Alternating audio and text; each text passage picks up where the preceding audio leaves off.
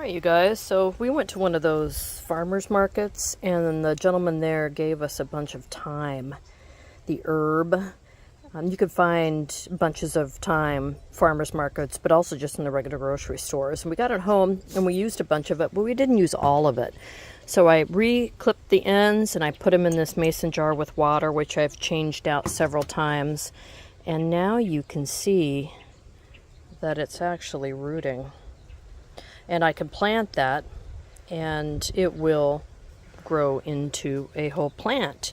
So this is a pretty inexpensive way actually to get starts without having to go to a nursery. And this would grow into a big bush and will be lovely. And here's another big piece with that very nice root system. So I'm going to go ahead quickly here and plant it up. But some of them, like this one and this one, haven't rooted, so I'll just go ahead and use the thyme. But I'm just going to get a little stick here so I can poke some holes in this dirt and plant them in with this other sprig that I planted a couple days ago, just to make sure it was time that it wouldn't get shocky and die. So looks pretty good. So I'm going to grab a stick. I usually really like chopsticks for this kind of a situation, but I don't have any here, so I've just got this stick. I'm just going to put a hole, make it a little fat, and I've got 3 of them, so I'm just going to do that with this one, not too deep. So one has a big fat root, one has a skinnier root, so let's try that. So here we go. Here is the skinnier root. So all I'm going to do is push down, but I'm just going to kind of assist, right? Assist that going down a little bit. Fill in the dirt around.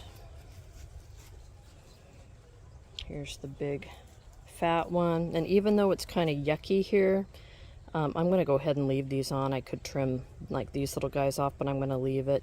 It's growing out of this side, so I'm going to actually make this hole longer, deeper, maybe more like a culvert. Assist that in there. Bring some of this dirt in. And take a look at this last piece. And it is also not rooting. So I'm going to go ahead and dry those on this screen I have here. I'm drying some seeds and some macadamia nuts. And I'm going to take this water that was in here and I'm just going to water this in, not on top of... This is a generator. I better not water it in there. Actually, it's an outside generator, so it should be perfectly fine, but let's just not do that. So I'm just going to use extra water that was in here. And over the next few days, I'll really just baby this. Put it in the sun, about the same amount of sun that it was in when it was living in the mason jar. And we'll see how it goes, but I see no reason why this won't just grow into a beautiful 3 plants, which can then be transplanted into the ground. So that's how you take some leftover time for cooking and make it into part of your herb garden at home. Thanks for watching, and let me know if you have any questions.